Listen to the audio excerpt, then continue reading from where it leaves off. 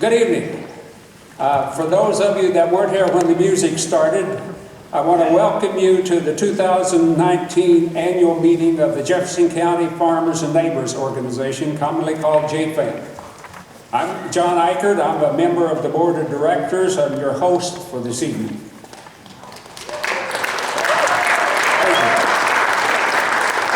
The theme of this year's meeting is Factory Farms Are Creating Superbugs.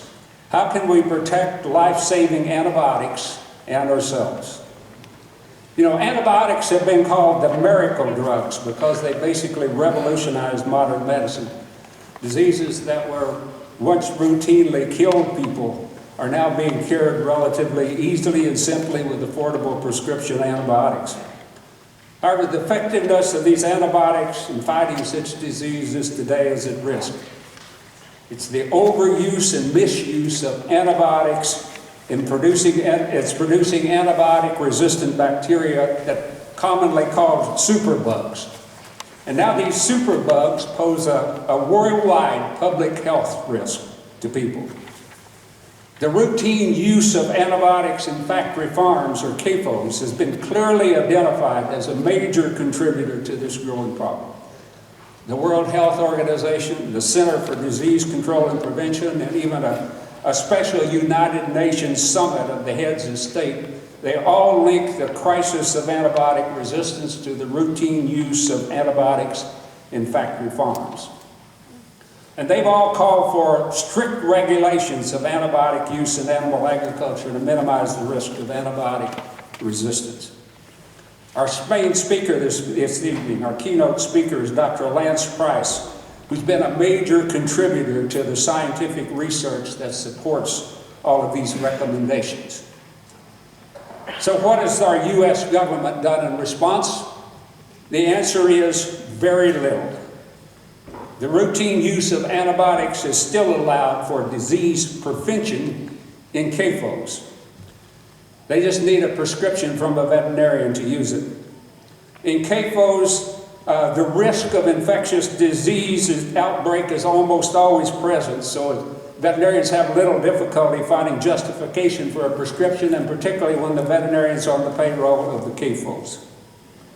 This legalized creation of superbugs is a classic example of the failure of government to regulate CAFOs. For example, whenever opponents ask for laws to mitigate the negative environmental impacts of CAFOs, we get effectively grants, laws that effectively grant the CAFOs a license to produce in the form of ineffective regulations. And when reporters reveal animal welfare abuse in CAFOs, the government's passed ag-gag laws that make investigation of such abuse a crime. And when counties around the country pass health ordinances to protect public health from the risk of CAFOs, the state governments take away the right of local control, as they have here in Iowa. When opponents win nuisance lawsuits against CAFOs, the governments pass even stronger right to farm regulations to protect the CAFOs from any further legal action. The agricultural establishment consistently uses its economic power to maintain the political power to simply double down in response to every legal challenge to CAFOs. You know, this certainly is not the first time that our government has given preference to the economic preferences of agribusiness priority over the basic human rights of people.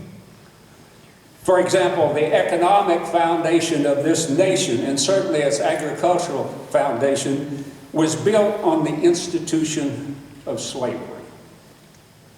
The founders of this nation knew that slavery was a denial of basic human rights and that government was obligated to protect those rights.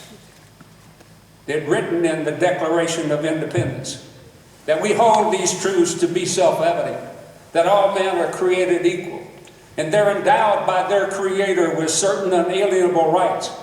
And among these are life, liberty, and the pursuit of happiness. And they said to secure these rights, governments are instituted among men. However, when they wrote the U.S. Constitution, it was silent on the issue of slavery, neither affirming nor denying it. The economy was given priority over morality. And we're still suffering the consequences of that failure of governance. However, the nation eventually awakened to the hypocrisy as well as the tragedy of slavery. Abraham Lincoln, in his historic address at Cooper Union in New York before the Civil War, rhetorically asked, what would it take to appease the slave states? And at that time, he was simply calling for a moratorium on allowing new slave states. After he reviewed a long list of failed attempts to deal with the issue of slavery, he said, and I quote, "The question reoccurs, what will satisfy them? These natural and apparently adequate means all failing, what will convince them? This and only this. Cease to call slavery wrong and join in them in calling it right. And it must be done thoroughly, done in acts as well as words. The whole atmosphere must be disinfected of all taint of opposition to slavery." Now let me make it clear. I'm not equating the threats posed by CAFOs to the magnitude of the tragedy of slavery. But the failure of governance is of the same basic kind, even if not the same attitude. Today we're calling for a moratorium on CAFOs. The political response to all previous attempts to regulate CAFOs has been of the same kind as the response to the attempt to deal with slavery prior to the Civil War. It seems that nothing will appease the defenders of CAFOs short of ceasing to call CAFOs wrong and joining with them in calling CAFOs right, in act as well as in words. This we simply cannot do. If we Americans have a right to life, as affirmed in our Declaration of Independence, we have a right to clean air, clean water, and safe food. These are the essentials of life if we are to have the liberty to pursue happiness.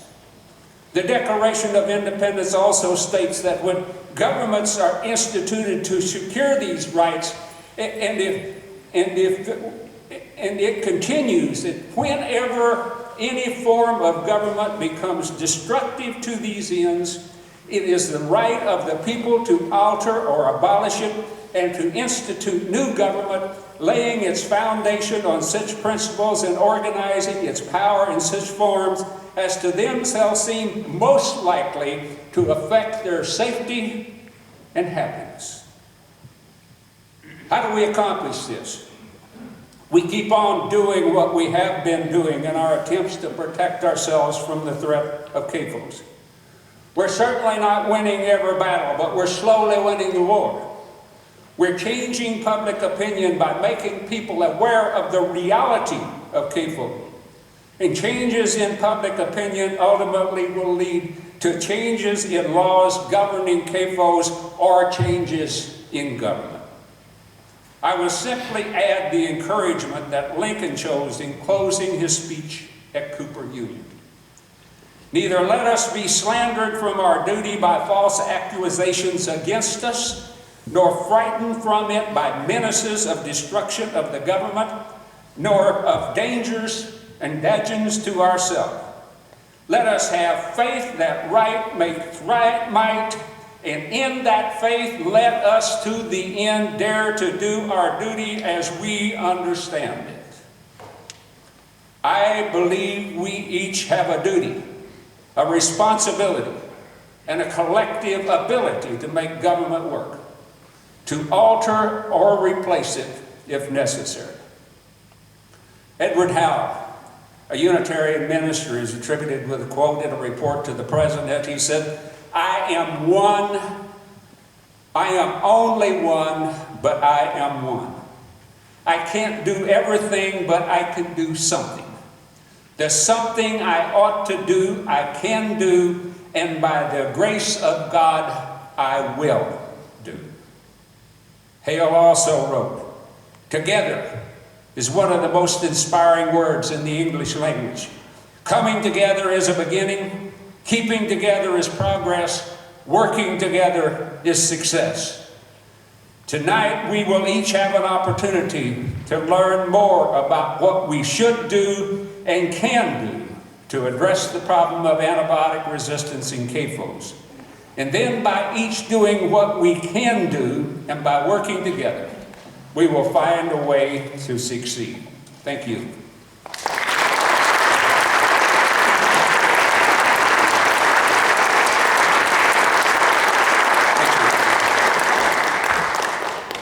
Thank you.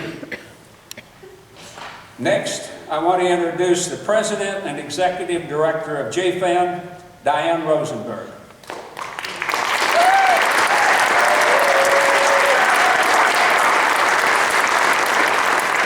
Everyone on the JFAN board and many of you here tonight know that in addition to providing leadership for JFAN, no one works harder day after day or is more dedicated than Diane to protecting Jefferson County from the constant threat of CAFOs. She's also a part-time consultant to the Socially Responsible Agriculture Project, which allowed her to co-found and to coordinate the Iowa Alliance for Responsible Agriculture. Diane also has experience in writing, publication, event promotion, and community organizing. All of these things complement her work with JFAN. So please, let's welcome Diane Rosenberg.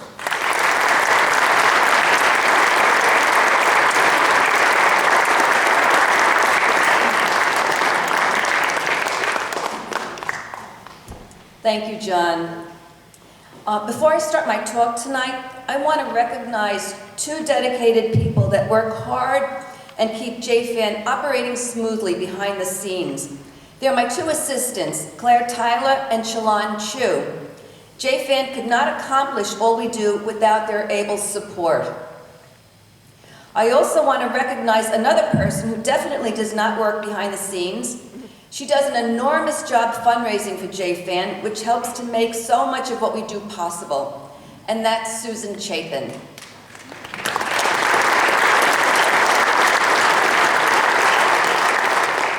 Finally, I'd like to express my appreciation to all the members of the JFAN board. I don't think I could ask for a better, more supportive, and dedicated group of people to work with. And I really want to thank all of you.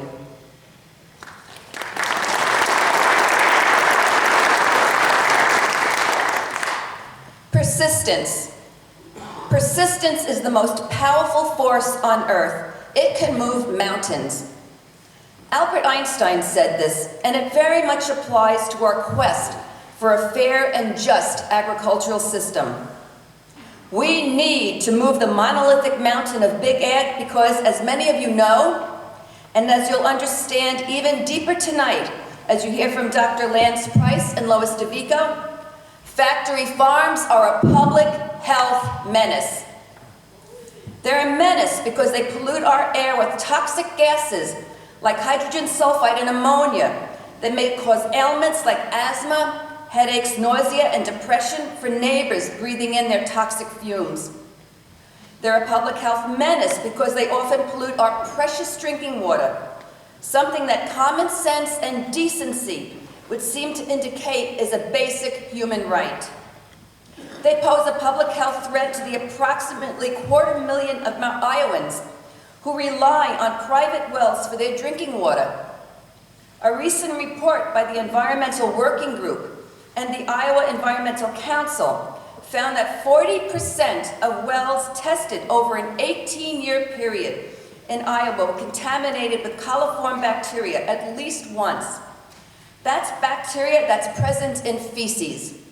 And it indicates other pathogens could be in the drinking water too. And if someone tells you that this is from septic systems, remind them that Iowa has about 3 million people and 25 million hogs who generate 4 billion gallons at least of raw hog sewage each year that's applied untreated to fields. That is not manure, that is sewage. Nitrate is another pollutant that threatens public health and is a byproduct of our unhealthy factory farm practices.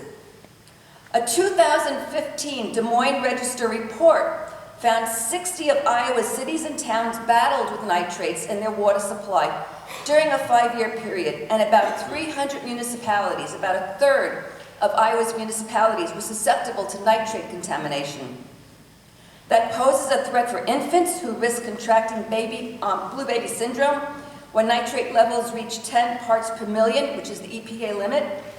But we're also finding nitrate is implicated in several cancers at smaller amounts, as many as 12,000 cases annually, according to the Environmental Working Group's recent report. Then comes superbugs, one of the biggest health menaces of all, and which you'll be hearing about tonight. These are bacterial strains that are resistant to antibiotics, and they make it increasingly difficult to effectively treat an infection. And as Dr. Price will discuss tonight, resistant bacteria are coming out of factory farms. For many people, superbugs require several rounds of antibiotics to treat. In people with compromised immune systems, they can be fatal. Superbugs don't stay in CAFOs. They travel off the farm. They even found their way into my home when 2 of my family members contracted MRSA at 2 different times. One nearly wound up hospitalized before the infection was controlled, and I live in the center of town. The factory farm industry is a public health menace, and we're going to need a lot of persistence to move this formidable mountain. But I believe this can be done. Granted, it's not an overnight fix. It took us about 6 decades to get to where we are today, and I believe it will take time to rewind this mess of a system. But I also believe we will get there because there is evidence we are slowly moving this mountain. JFAN and Jefferson County residents demonstrate this on the local level by significantly holding down the number of CAFOs in Jefferson County, because we persistently and with determination work at this all the time. As a result, we have a fraction of the number of CAFOs that you'll find in neighboring counties. This is especially evident in the number of new CAFOs that cropped up this year. We typically get a handful. This year, we only got 2. And I attribute that to the enormous outpouring of public opposition to 3 factory farms that were proposed in 2018. It's true we couldn't stop those CAFOs, but it certainly appears like we limited CAFO expansion this year. And it's not like the pork industry isn't going gangbusters across the state. We currently have a record 24.9 million hogs in Iowa, a 6% increase over last year. And I don't think it's a coincidence either that in 2018, we had a new supervisor voted into office. On the other hand, you never know what's coming down the road. We live in a state with an open for business sign for CAFOs, so we must always remain vigilant and persist in protecting Jefferson County. Let's look at how we're starting to move mountains on the state level. 2 groups, Iowa Citizens for Community Improvement and Food and Water Watch, brought a lawsuit against the state for its failure to protect the Raccoon River from factory farm pollution. Their demands include that the state clean up the filthy Raccoon River and enact a factory farm moratorium. Although the state challenged the lawsuit right away, a Polk district judge threw out the state's arguments and allowed the lawsuits to continue. That's really big. Now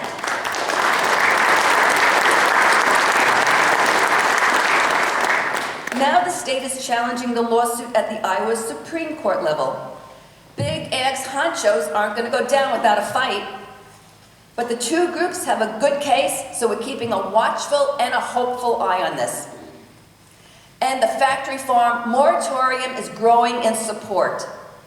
In 2018, we had 1 senator, Senator David Johnson, who's here tonight.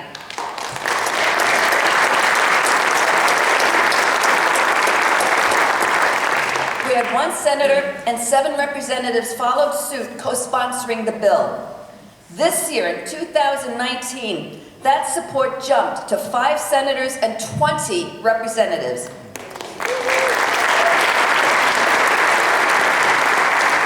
This is progress.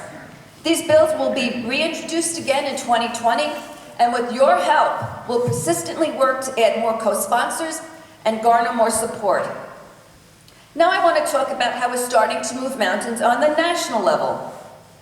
With so many undercover investigations exposing the horrific ways confined livestock may be treated, animal welfare is now a mainstream issue.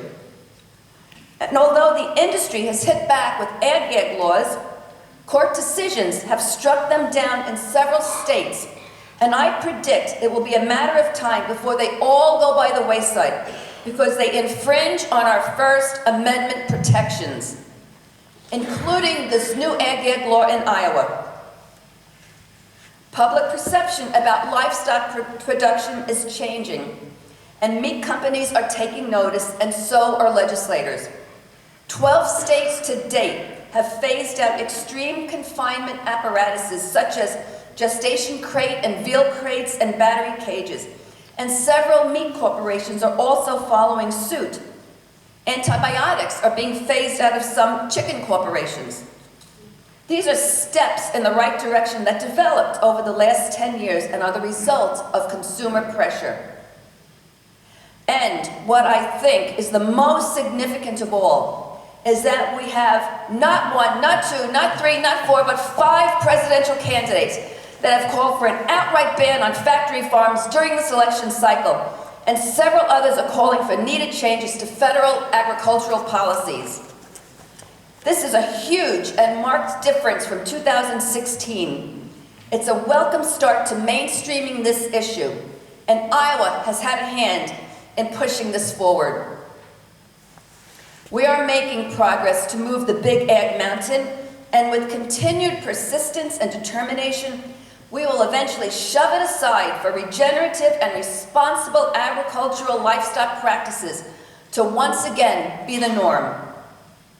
The writer Sonia Johnson has said, "We must remember that one determined person can make a significant difference, and that a small group of determined people can change the course of history." And this is where we all come in.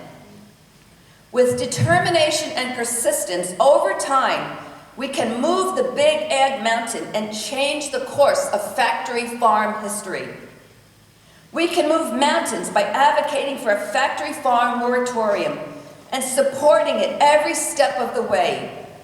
Urge your legislators and elected officials urge your elected officials and legislative candidates to co-sponsor the bill and hold them accountable if they don't.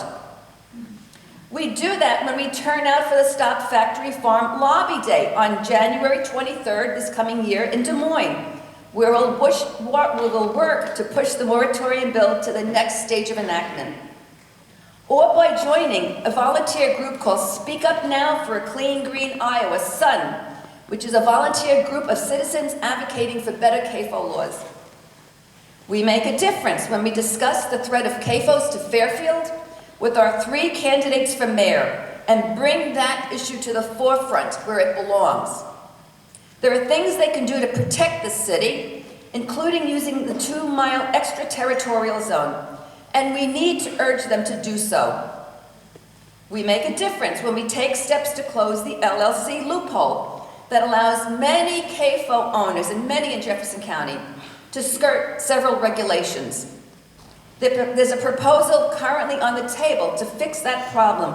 You'll get some information when you leave tonight, and you could help to close this loophole with public comments and by attending a public hearing in Des Moines on October 29th. And we help to move mountains when we take advantage of presidential candidates coming to Iowa and publicly pressing them on their factory, farm, and agricultural positions. It's one of the most effective ways that we can right now eventually make this a mainstream issue. And finally, we all make a difference when we get out and vote. I can't overemphasize that enough. Vote for candidates that have the courage to stand up to Big Ag and who will support a CAFO moratorium and replace those that don't. It's that simple. We need to move mountains against this public health threat. With persistence and determination, we can. By pressing forward, we can work to achieve a fair and just agricultural system where farming practices will again work in harmony with nature, communities, and the environment. We can and we will eventually change the course of history if we persist and we persist and we persist. Thank you.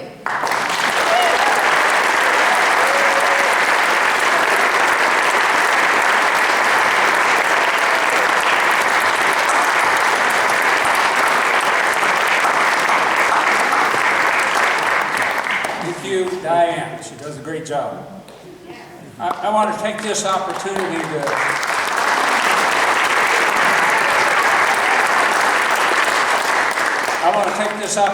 to thank our co-sponsors who partner with JFAN in making this annual meeting possible. You can see them here on the screen. They are the Southeast Iowa Sierra Club, the Sustainable Living Coalition, and Little Village Magazine. Also, thanks to our corporate sponsors, whose name you'll see now on the screen. And we want to thank you very much for your support and continued support of the work that we do in Jefferson County.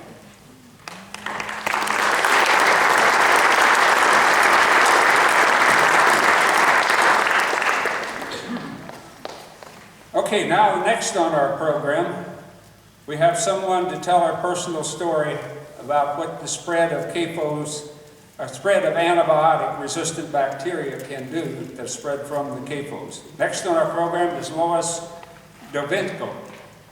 Would you come up? Lois, come on up while I'm introducing you here. Dovico, I'm sorry.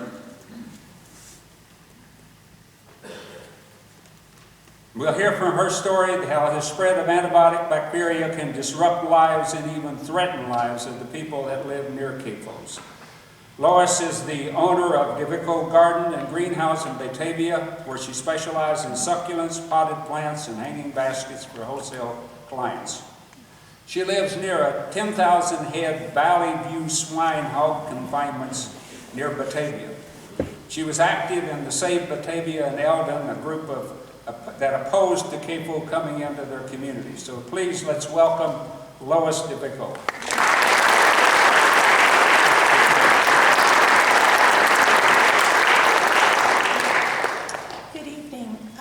I hope everyone can hear me.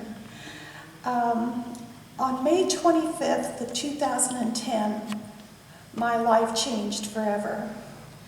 I'm a survivor of necrotizing fasciitis. That's the flesh-eating disease. Necrotizing means dying, and it's where your tissue turns black. And the fascia is your protective membrane that surrounds your muscles. And it helps your muscles glide and move. And I run a greenhouse business, and I have eczema, and I have a spot of it on the top of my right foot. And I kept it bandaged, but when you're watering 3 greenhouses, you get wet. And so I got up that morning and I went to work as usual, and I had to go make a delivery to one of my wholesale clients. And I went up to Lone Tree, and by the time I got there, I just instantly felt sick to my stomach. Started getting a fever, and went in and made my delivery and came back out to my truck. And while I was trying to get out of the truck, I ended up having just a sharp stabbing pain in my right groin. I couldn't lift my leg, and it took me a little while to try to get out of my delivery truck. And my leg wouldn't hardly move. I'm really a normally healthy person, and I really felt bad. And so when I made my delivery, I get back out to my truck, and I called my doctor to see if he could see me when I get back. So it's the 25th of May. It was 80 degrees that day, and I'm freezing. I've got the heater on high, and by the time I make it back to the greenhouse, one of the gals that works for me, she says, well, you look like you've got a temperature of 104. So she gave me some ibuprofen, 4 of them.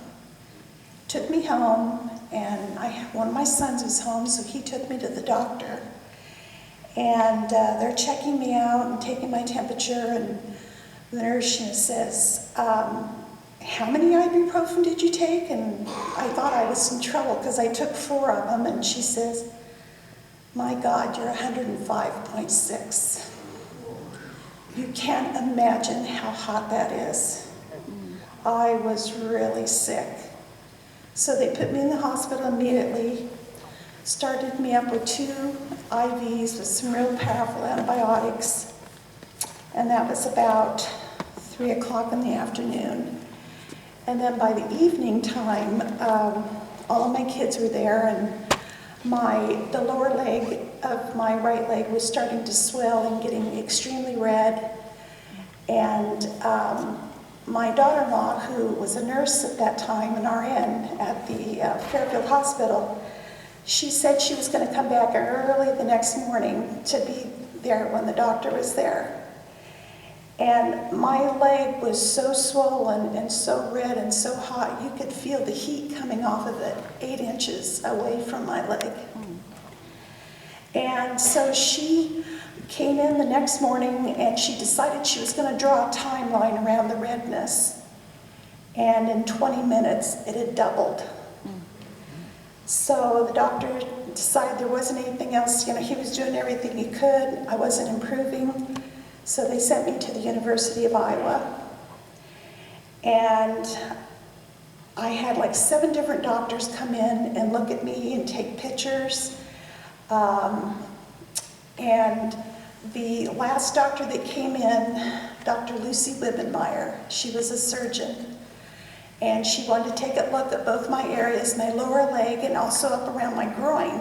And that area, it was gray. It was just an odd gray look. And she took pictures, and she said, my dear, she says, you have necrotizing fasciitis, and you're going to be in surgery in 20 minutes. We have to cut this away. We have to take it off. And I said, oh, let's just stop and think about this. And she says, no, there is no thinking about it. You'll be dead before night if we don't. And so they took me into surgery. I had 2 removal surgeries that day. And a week later, then I had my first skin grafting. They shaved the leg, my left leg, they took all the skin off of it and grafted it over. And they have to staple it on. And I think I had a little over 250 staples in my leg. And a week later then I was released to go to Covenant Rehab. And I was there for 2 weeks to learn how to walk again. You just can't imagine the pain. So I get home. I still have to have a lot of care. Every day, my husband and my daughter-in-law are showering me. They have to debride my leg every day, take off the dead tissue, and rebandage because it's just raw. Both of my legs were just raw. And so 2 days before I had to go back for a checkup, I woke up again with a temperature of 104. And my husband calls Dr. Wibbenmeyer, and she said, send me a picture, and she told him to get me back up there. It was back. That time I had it with strep, staph, and MRSA. And it is proven that MRSA comes from the hog sewage. It is airborne.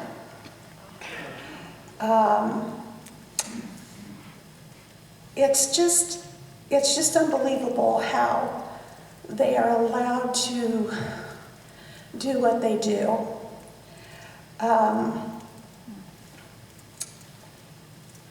So everything ended up being removed from my whole right leg up into my hip. And so I was still, I had to have a lot of care, and it ended up taking me almost 4 years to really get my strength back, to be able to walk any distance. Only 25% people survive this. And I feel that I was lucky enough to survive this, to tell my story. This is real, people. It really is. And the doctors told everyone in my family that Iowa is the leading state in this disease. That is not something to be proud of. And they also say that it is from the farming practices. They have a very large database. They collect information from everyone that goes up there. They know what's going on. And people, we've got to wake up. If you choose to eat meat, eat only organic. One way we can get to these guys is to not buy their products. Get them.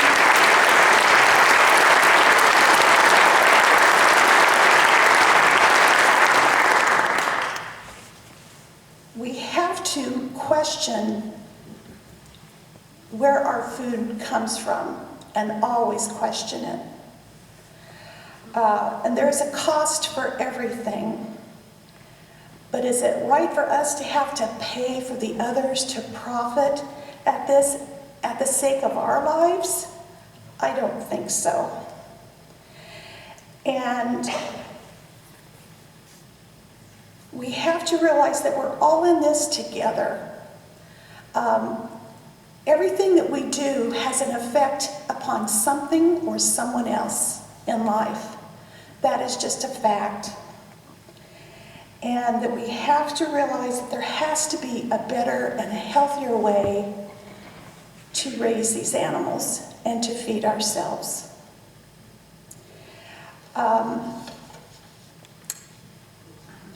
Like I said, it took me about 4 years to get all of the anesthetic and the medications out of my system.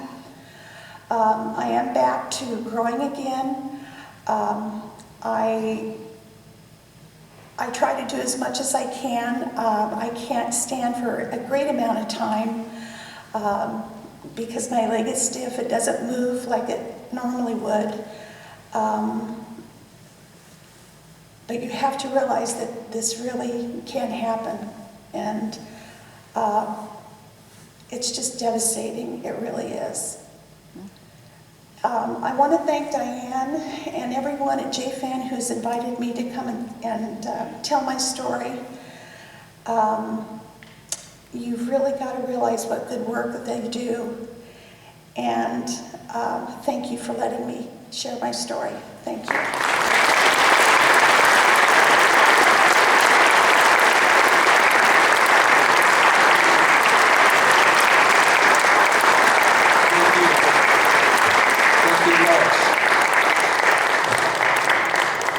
That's what keeps me going after 20 years after I retired.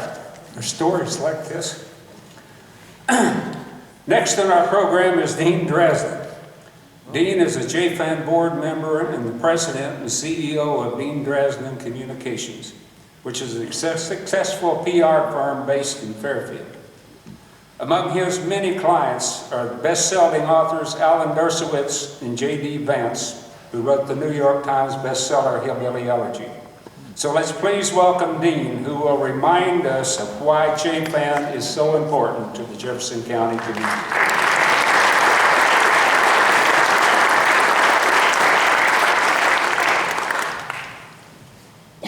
I want to thank everybody for coming out tonight to lend your support. There's absolutely nothing ambiguous or gray about the challenges we face from CAFO incursions. Lois's story isn't just a warning about a dire health risk and an environmental crisis in the distant future. It's right here, right now. We don't have the luxury of time to wait and see and debate and ponder. And really, what are we waiting for, and what more do we need to see or smell? Quoting Lois, "There is a cost for everything, but why do we have to pay the price for others to profit at the expense of our lives? The time has come that we need to wake up. This can happen to anyone. This can happen to anyone. Now is the time for clear-headed and responsible action.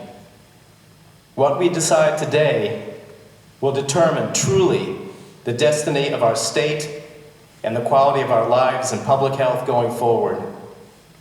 Make no mistake, we are all vulnerable. We are all susceptible. And we're going to hear in another minute or so the very disturbing scientific details from our keynote speaker, Dr. Lance Price. As of March 2019, Iowa had an inventory of about 23.5 million hogs and pigs, as Diane said, making it the top producer of swine in the country by a very large margin. Smithfield Foods, the wholly owned subsidiary of the China WH Group, is the largest Chinese acquisition of an American company in history. They paid nearly $5 billion, more than its market value. And you can see where this is going. It's not a pretty picture for Iowa. Aggregators make money, and the rest of us pay a very high price for their profits. I would call that catastrophic profits. What we know is that we can't wait for the Iowa State Legislature and the DNR to wake up. They won't. We can't depend on Big Ag and the pork producers and the aggregators to grow a conscience. Let's get real. Iowa remains the #1 pork producer in the U.S., so the handwriting is on the wall. Fortunately, you all got the message, and that's why you're here tonight. And I thank you. Your support for JFAN enables them to continue being the superheroes they are on our behalf. They save our bacon every day. And, sorry about that. Had to say it. And we need for them to continue doing that for as long as it takes. And we should say again, thank you, Diane Rosenberg, president of JFAN, a true superhero in every way.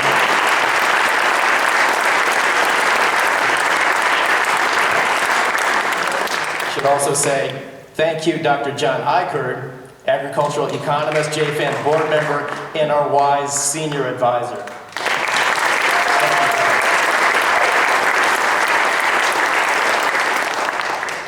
JFAN is working and succeeding for Jefferson County in sharp contrast to all of its neighbors. Look at the slide. The slide. This is the slide we show every year. I never tire of it because it tells our whole story. You can see that we have, here in Jefferson County, 1/15 of the number of hogs as the 6 surrounding counties. That's 167,500 hogs to their 2.2 million. We have 1/10 of the hogs as Keokuk and Washington counties combined, which number about 1.7 million hogs between them. Yeah, absolutely. There's no mistaking it. These are tough times, right? Some people would say dark and divisive times. But I think it's actually a time to have hope. In the words of the late Canadian songster and poet Leonard Cohen, there's a crack in everything. And that's how the light gets in. So there's definitely a crack in Iowa, but the light is getting in right here in Jefferson County, and that light is JFAN, which continues to labor on behalf of us all, protecting us and pushing back against an industry that's couched in misinformation and motivated by shameless greed. We're not exaggerating. Shameless greed. They know what they're doing. They absolutely know what they're doing, and they don't care. Friends, the bottom line is that we're all in this together. This message is to all our neighbors, and I gotta say, CAFO owners included. Fact. Antibiotic-resistant superbugs can't tell the difference between CAFO owners and the surrounding neighbors. They are equal opportunity killers. And they're coming for us all, unless we act prudently and shut down the big source of superbugs, factory farming. And until that day arrives, when we can put a hard stop to noxious, injurious CAFOs, JFAN is our best hope and protection. Take another look at that slide. JFAN has our back, and now it's time for us to give back to JFAN, and generously. Because what price is our future? What price our health, our well-being, our water, our property values? We all pay insurance, and to live in Iowa at this time requires a special hybrid homeowners health and life insurance policy, and that policy is called JFAN.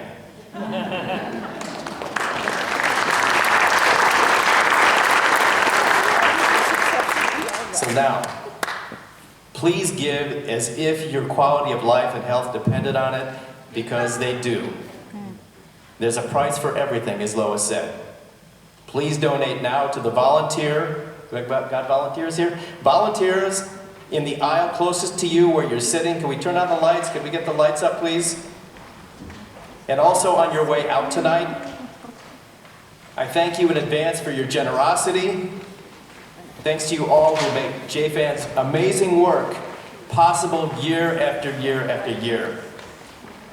By the way, you can pay with cash, check, or even a written pledge. We'll be happy to call and collect. And actually, if you make that pledge tonight, Diane Rosenberg will be at your house within about 15 minutes. Thank you very much.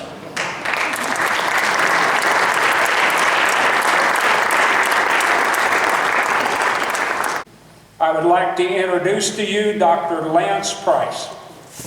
Dr. Price is a microbiologist and a professor at the Milken Institute School of Public Health at George Washington University, where he is also the founding director of the Antibiotic-Resistant Action Center. Dr. Price published groundbreaking research in 2012 that made the definite link between superbugs and CAFOs. His latest research in 2018 confirmed a link between urinary tract infections in people and supermarket poultry contaminated with E. coli. And tonight he'll address the question, are antibiotics and CAFOs used as life-saving medicine or as cheap production tools? Let's welcome Dr. Price.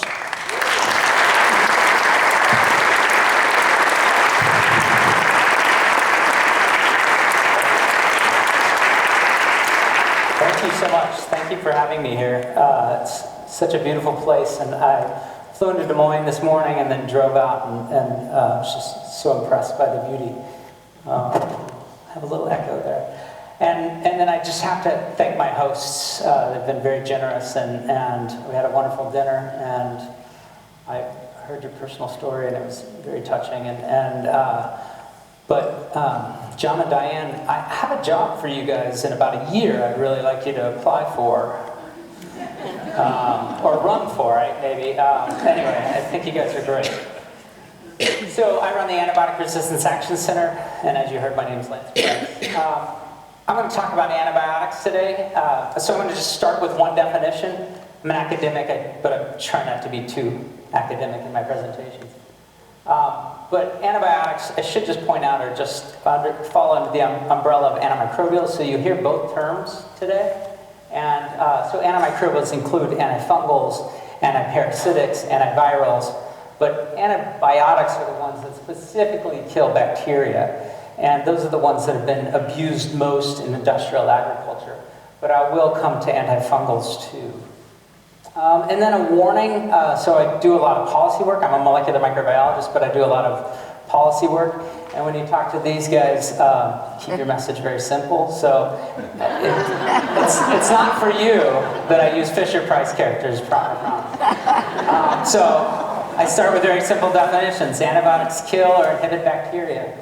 And that's what makes them awesome, right? They specifically kill bacteria, and they don't kill our cells, at least the good ones. Now, out of desperation, we've reached for antibiotics that are toxic because our good, safe ones have been failing us. Antibiotic resistance just means that bacteria are no longer susceptible to antibiotics, so they're no longer slowed or killed by them. And for my slides, they get a little lightning bolt. So these are people. These are the people I was raised with. I don't know, they look different today. This is the circa 1971 Fisher-Price characters. You can get them on eBay. And there's some missed messages out there, or it's just communicated incorrectly that people are becoming resistant to antibiotics. And you heard a very harrowing story today. It's actually bacteria that are becoming resistant to antibiotics, and those bacteria then infect people, and those infections are more and more difficult to treat. And sadly, lots of people then die of those infections because the doctors don't find an antibiotic to treat them. So we start to call those bacteria superbugs when they're resistant to all of our best antibiotics. And you've probably heard a lot of the monikers. There's MRSA, methicillin-resistant Staph aureus, VRSA, VRE, ESBLs. They just have all these different, they're usually acronyms, really nerdy words like carbapenem-resistant Enterobacteriaceae, which is just Super E. coli and its cousins. But these are just all fall under this umbrella of disease-causing bacteria that are resistant to our best antibiotics. And this resistance is a direct result of our overuse, both in agriculture and in human medicine. So today we see superbugs that are resistant to literally all of our antibiotics that have now emerged. We also see bacteria, well, we've seen cases like this. I'm going to go ahead and just use this because I feel like there's some variability in my voice there when I'm walking around. So we heard about, I don't know if you saw this story, but a woman died in Nevada of an infection that was resistant to 26 different antibiotics. It was resistant to everything they had, and she died. And there were quite a few headlines, but then, it left the news cycle as it always does, and we kind of feel like, oh, somebody must have fixed that. But I promise, we didn't fix it. Those bacteria are out there, and they're becoming more and more common. So those are bacteria that are resistant to everything. But today, there are bacteria that are resistant to all but one antibiotic, and those have become very common. The bacteria like CRE that I mentioned before. And we, out of desperation, have gone to using toxic drugs like colistin to treat those infections. That's a sign of our desperation. When you had MRSA, they probably treated you with vancomycin, which is another old toxic antibiotic, another sign of our desperation. And it turns out that the use of those two drugs is going way up. And we are not making new antibiotics to treat these infections. And this is a real market failure because drug companies, they don't have a commitment to society. I mean, they have a commitment to their stockholders. And they make so much more money off of drugs that people take every day for the rest of their lives. Statins, diabetes medications. These are the blockbuster drugs that they make a lot of money off of. And so they, because of the way our corporate structures are, they say, we can't justify investing in new antibiotics because we just don't make enough money off of them. So we're going to put all of our effort over here. And so they've been shuttering their new antibiotic development programs. And this is scary to me. And I have to tell you, superbugs will change your world, our world. And you just have to look at the fact that many very common infections will become resistant to our best antibiotics. And some already have, right? So bladder infection, kidney infections, blood infections. And bladder infections can become kidney infections, can become blood infections, right? Bladder, kidney, blood, that's the ascending urinary tract infection. Post-surgical infection, even ear infections in kids are losing their susceptibility to antibiotics. That is, they're becoming more and more resistant. And you know, this really affects the different procedures that we can do in hospitals, right? So we can no longer rely, if we can no longer rely on antibiotics, then it makes it very difficult to do things like hip replacements. Cesarean sections. You wouldn't believe, cesarean sections are really, you know, we need antibiotics for treating post-surgical infections. And then women who are colonized with group B strep, they always get a dose of antibiotics. So just childbirth will become more and more dangerous. And cancer chemotherapies, which brings me to my next point, which is there are these large vulnerable populations. So you think, and they're the ones that are going to really pay the price first.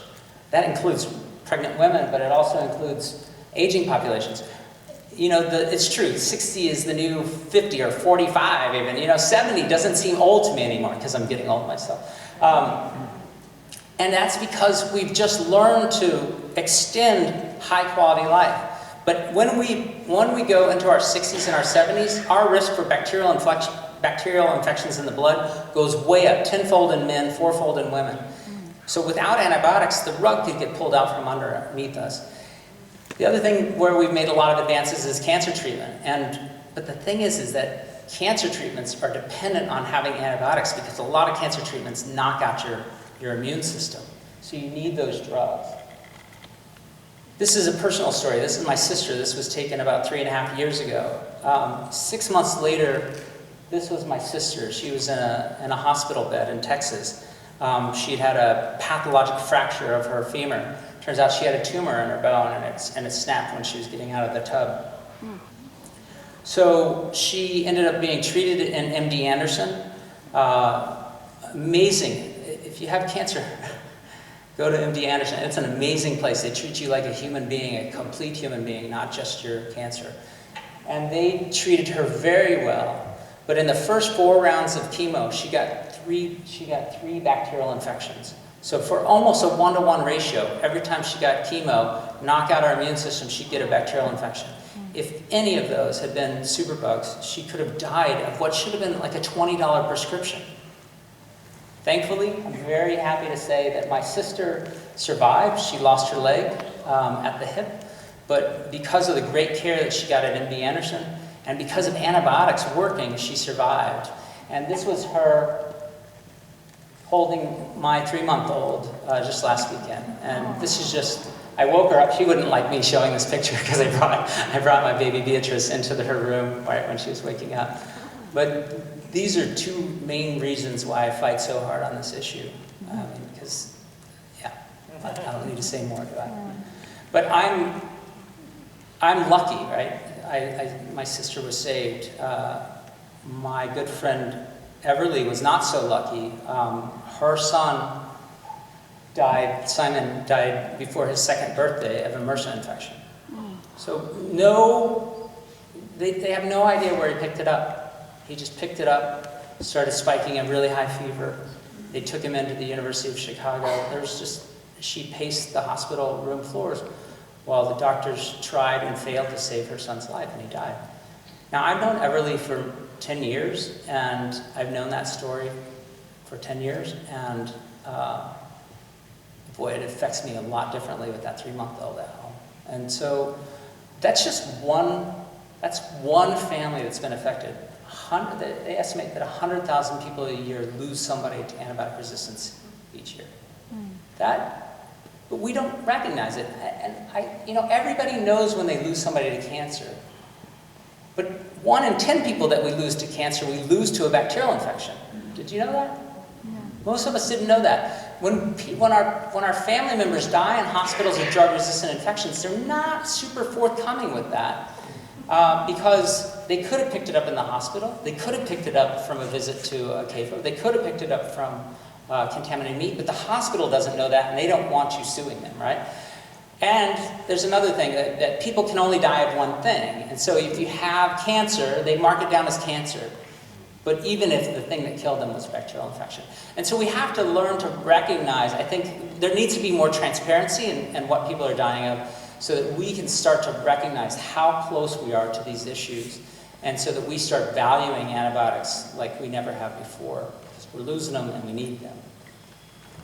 And so I've been talking to the woman who started Stand Up to Cancer to try to start a program on this. She's busy with a mental health campaign, but I'm going to get her.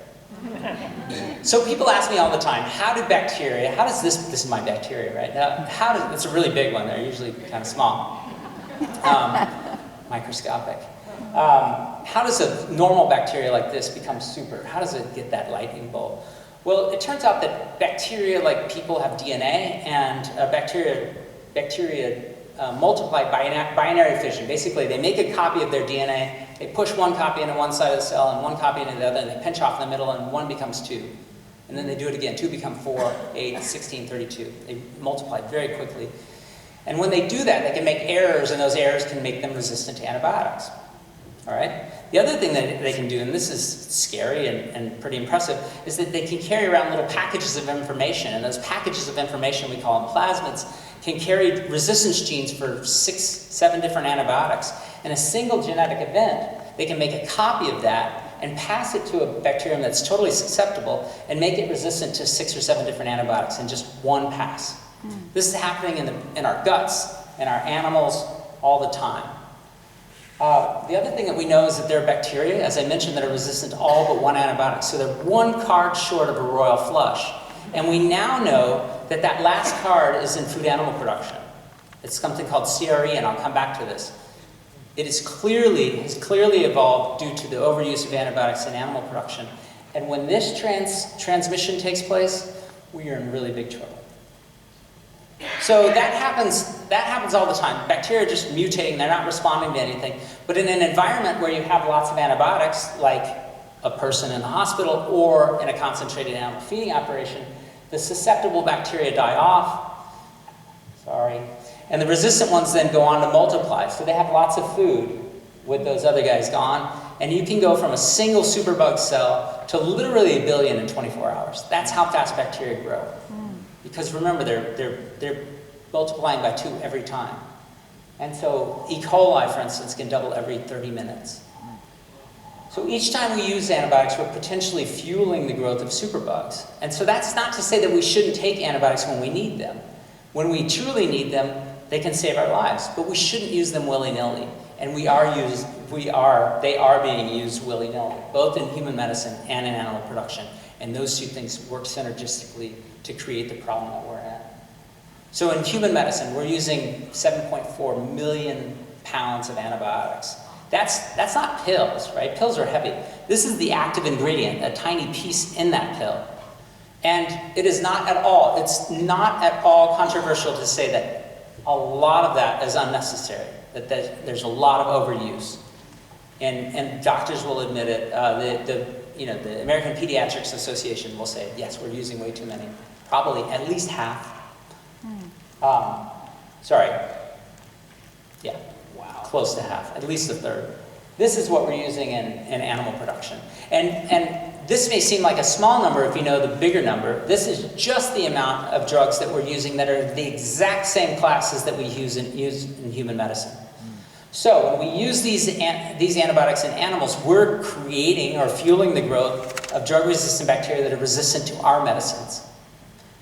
And then it gets controversial when we talk about what percentage of those are being wasted. So in the United States, we're producing 9 billion animals, and this is a very well-educated group about CAFO, so you know that animals aren't raised like this. Got this on eBay. They're raised like this. So cattle will spend part of their lives grazing, like on my family's ranch in Texas, but will end up on a feedlot like this, or fecal wasteland, as I like to call them. Pigs, these are teeny bopper pigs. You know that when they're full grown, they are snout to tail, but we clip off the tail because they're so stressed they'll chew each other's tails off. Turkeys like this, chickens like this. You'll note none of those animals are wearing underwear. They share bacteria pretty quickly, right?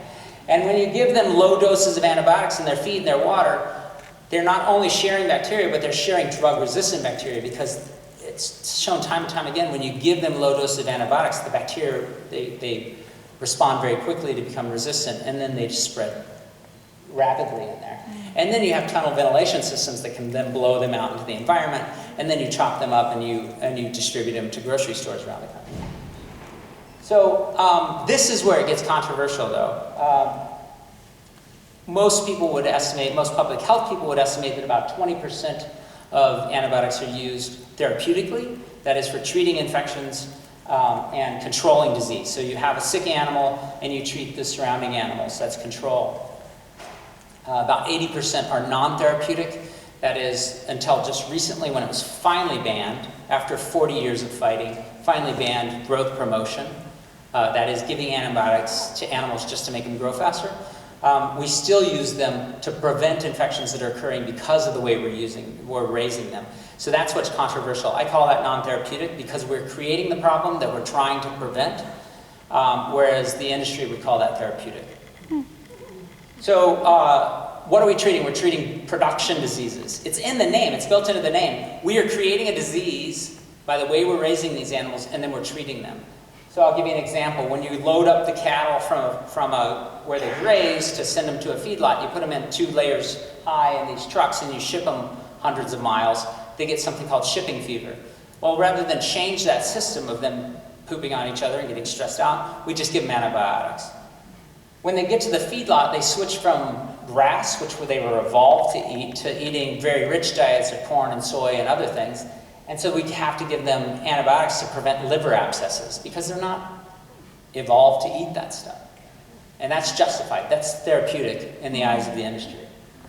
So the problem, in Fisher-Price style, is that a pig, like a person, has a microbiome, trillions of bacteria. This is not to scale. When you feed them antibiotics, you're going to force those bacteria to become resistant to those antibiotics. When you chop them up to make delicious pork chops, you're going to inevitably contaminate some of those with those drug-resistant bacteria, and then those drug-resistant bacteria can go on to infect people. So that's how it happens from a consumer standpoint. Then you have the people that work directly with these animals. And we know that they have much higher risk for picking up drug-resistant bacteria as compared to the general population, as do the people living in the communities around them. And I'll come back to that.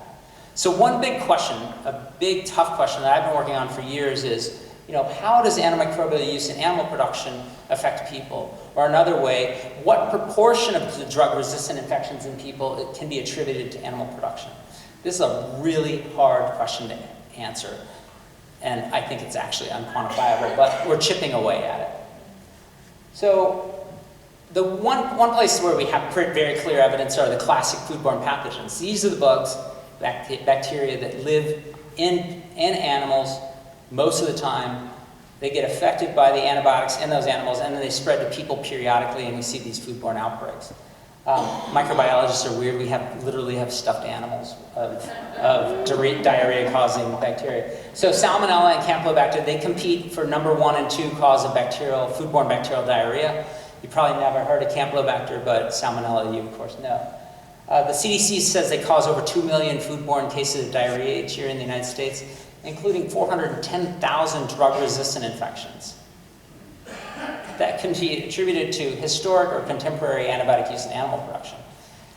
But this is dismissed because these are bacteria that don't kill a lot of people, less than 1,000 people in the United States. I guess 1,000 people doesn't count. And then the other problem that I have is that my beautiful clip art doctors here, they never look that way when I go to the doctor, but they don't really think that much about Salmonella and Campylobacter. They think about tuberculosis and gonorrhea. There are now strains of gonorrhea that are virtually untreatable. Scary. And then, at least it would be scary if I was still in college. And then they care about the drug-resistant E. coli that can cause urinary tract infections and pneumonia and things like that. Well, I can tell you, extended resistant gonorrhea has nothing to do with animal production. It has to do with, horny people, I guess. Irresponsible people, let's say that. XDR-TB has to do with failing infrastructure, public health infrastructure around the world in developing countries, and our sort of inability or unwillingness to invest in public health infrastructure around the world. This will come back to haunt us because bacteria don't respect political boundaries. However, Staph aureus and E. coli, those are bacteria that these doctors do care about, and I want to tell you a little bit about the links that we've discovered recently. And I'm doing it very simple style. I publish a lot of papers on this. We sequence DNA, we sequence whole genome DNA from bacteria, thousands of bacteria a year, and we do evolutionary trees. I'm going to show you in Fisher-Price style. Okay, so Staph aureus, or staph, cause staph infections, or this is the parent of MRSA, right? So methicillin-resistant staph. The 5 C's of MRSA, these are the things that the CDC says leads to the spread of MRSA. Crowding, frequent skin-to-skin contact, compromised skin, so cuts and abrasions, contaminated items, and a general lack of cleanliness. Now they talk about the locations that you should probably avoid, which I think is funny to read this. Schools, avoid those. Dormitories, stay out. Military barracks, households, do not go into a household. Correctional facility, daycare centers. And it used to stop there. There used to be a period there. And recently they added this. In areas where animal handling is common, such as veterinary clinics and livestock settings. The CDC, this is the best public health agency in America, and these guys think and they respond to the science. They added this to their page. So this is a concentrated animal feeding operation, CAFO, hog CAFO. I can't think of any place that magnifies or exemplifies the 5 C's than this. Crowding, contact, compromised skin, they bite each other, scrape against these bars, contaminated, lack of cleanliness. Pig shit by the definition, you know, lack of cleanliness. So it's no wonder that we've seen the emergence of livestock-associated MRSA, or sometimes called LA-MRSA. It was a formula for MRSA. And so what I told you, we've sequenced the genomes of thousands of these MRSA and the parent strains MSSA, methicillin susceptible staph, from around the world, and I'm going to tell you what we've learned. So we've learned that this strain, ST398, sequence type 398, this is the quintessential livestock-associated MRSA, started off in people. It was not resistant to drugs. It jumped from people to pigs, probably somewhere in an animal feeding operation somewhere, maybe in the US, maybe in Asia. We're still trying to pinpoint that. But it's clear that it was in the animals where it developed the resistance. And it wasn't just methicillin, but it was also tetracycline and other drugs. Then spread to the people working with those animals, spread to the people living with those people. So household contacts are much higher risk. The highest risk are the farmers themselves, the people living in the neighborhoods or the rural areas around the farms. And we don't know if that's due to person-to-person transmission or tunnel ventilation, but it happens. We've seen hospital outbreaks set off by these people going into hospitals and then physicians carrying them around to other patients. And we've seen foodborne transmission. Now I have a very, very bold arrow to the pork and then a dotted line to people. The most common way people get this is due to direct exposure to the animals and to CAFOs. We do have very clear evidence that this happens through food, but it seems to be pretty rare. So I guess that's a good thing, unless you're living on or near one of these farms. So today, livestock-associated MRSA is a textbook example. So talk to people from the CDC, they'll say, yeah, this is a clear textbook example. Most of what we know is from Europe, where they let us onto farms, where we can get drug use records, where we can look in the food and people. In the United States, we get blocked. We cannot have access to these farms. So what we have to do is buy pig heads, and we have to buy pork products. We don't get on the farms to sample the animals. What I can tell you from our pig head study is that the pig heads from animals raised with antibiotics versus those raised without had much higher drug resistance rates than those from the animals raised without antibiotics. But that's just a small study. We need to do more.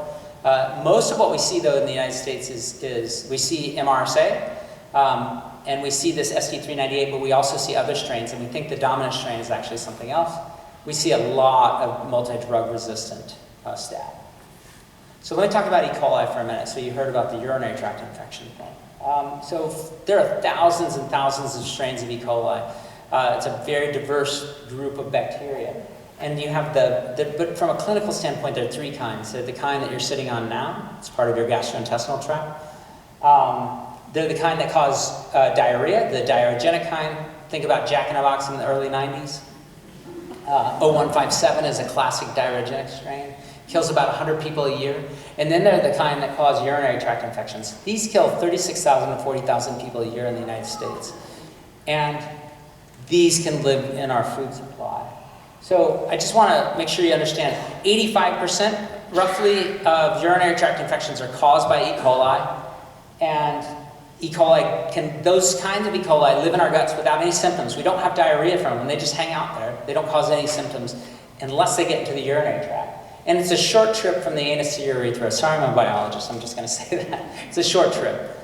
And so the question is, how do we get these disease-causing E. coli into our guts? And we think that this is one route. We have clear evidence that this is one route. And today we estimate that, 300 to 400,000 UTIs in the United States are from foodborne exposure, recent foodborne exposure.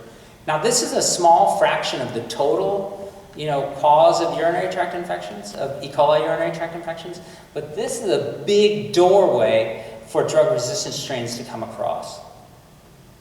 So we coined the term foodborne urinary tract infections, or foodies. Yeah, so foodies against foodies, please. And it gives new context to the millions of pounds of antibiotics that we're using in animal production. But I will point out that even though I give the FDA a really hard time, and I have for more than a decade on this issue, we have made some progress in the United States. And we have restricted the use of some of the most important drugs in animal production. There's still some use, but it's really been restricted. However, we've thrown tetracycline to the hogs, literally, and to the cattle. And we've ruined this drug. And so the logic is sort of circular, right? We say, the animal companies say, but tetracycline doesn't matter for human medicine. But it was a really good drug before it was abused, right? So it's sort of circular logic. The problem is that we've exported this industrial model. We invented the concentrated animal feeding operation in the United States. We invented this way of producing animals with drugs in the feed, and we've exported it to the world. And the BRICS nations, Brazil, Russia, India, China, South Africa, these very rapidly developing countries have adopted these methods. As they develop, they want more and more meat, and they are using every last drug. So they don't have the nuanced, FDA approach to trying to limit individual drugs while still sort of talking vaguely about the problem.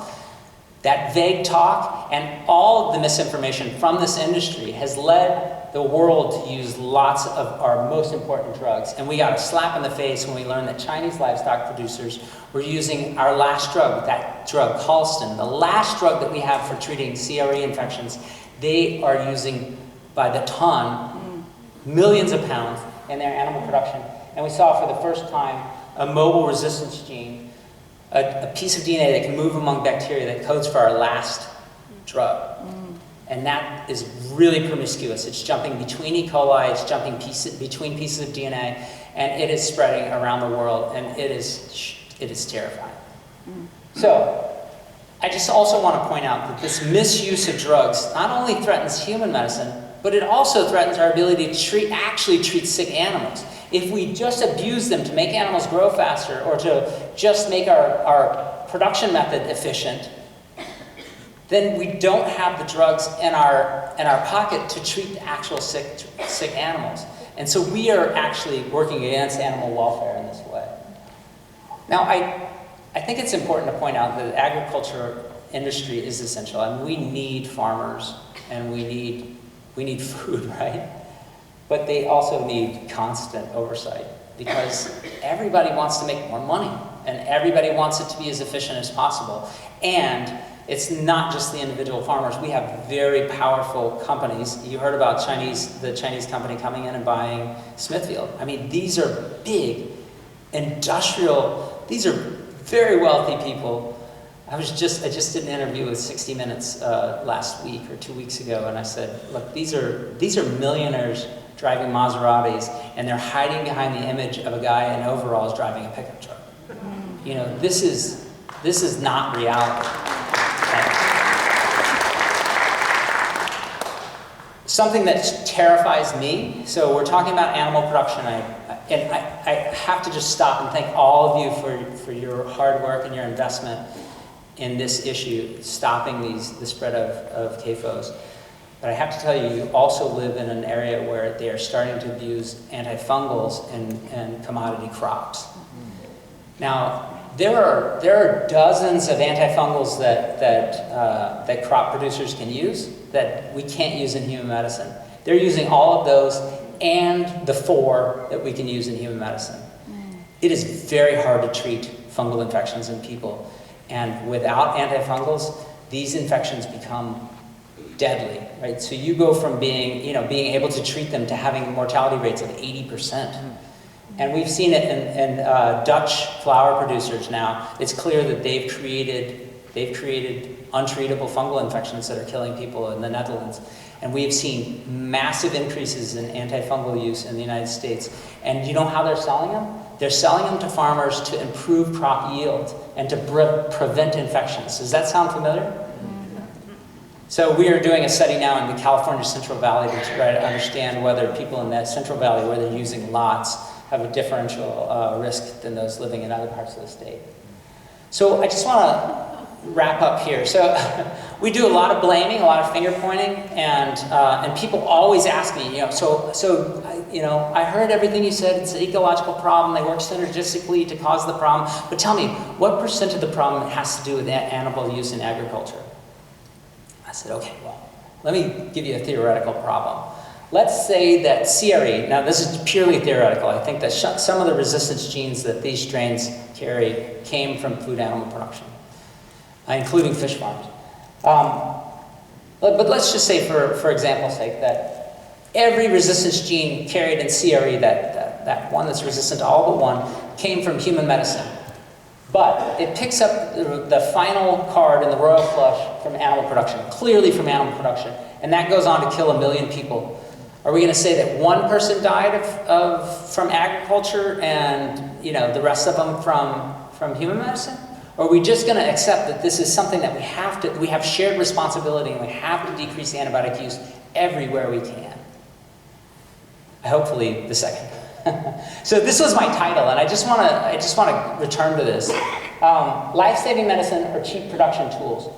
It can be either one, but it can't be both.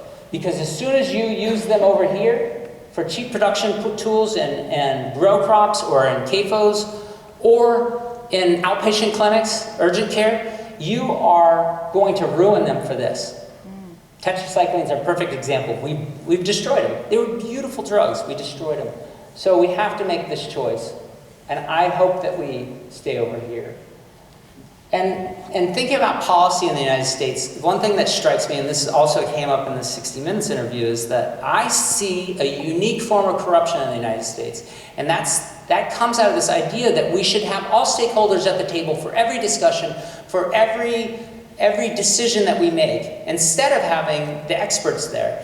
So do you want, when you're having a climate change debate or discussion about what to do about climate change, do you think that the CEO from a fuel company should have the same voice as a climate scientist?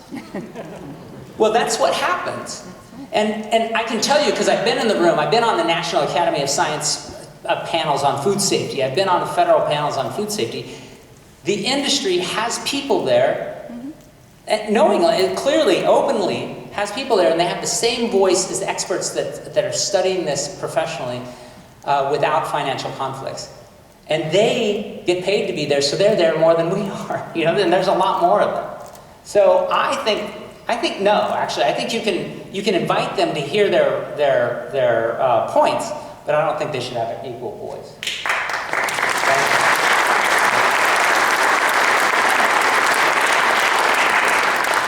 So I need to wrap up, but I just want to leave you with a sense of hope. I spend a lot of time in the Nordic countries to try to learn what they've done to curb resistance. Iceland has the lowest rates in the world. They have average antibiotic use in human medicine, but they have the lowest antibiotic use in animals, and they don't allow fresh meat imported into their country. It's interesting, right? So we're trying to understand why, and I think you should have hope because we can change course. What you can do individually is you can learn more about this issue and continue to learn. I would recommend the review on antimicrobial resistance. Check out our website. We're pretty, lowbrow, but and then the CD is going to come out with a new threat report, which will summarize where we are today and what we can do about it. You can be a vocal constituent, and I have no doubt that I'm in a room full of vocal constituents, and so I thank you for what you do. I'm going to you can be a good antimicrobial steward. Don't go in and demand antibiotics. People do it all the time. People tell me all the time, yeah, I made them give me an antibiotic. They told me it was viral, but I wanted to, hedge my bets. It's not a zero risk thing. You can have, there are deadly diseases that you can get from having antibiotics, actually, unnecessarily. You can throw off your gastrointestinal tract, and you can get something called C. difficile, which poisons your gut and kills you. But push back on doctors who are just trying to throw them at you, because this is something that they're doing very frequently, especially in urgent care. And then finally, be a conscientious customer. Talk to your farmers markets, your meat raisers, your farmers, and ask them how they raise their meat, how they use antibiotics.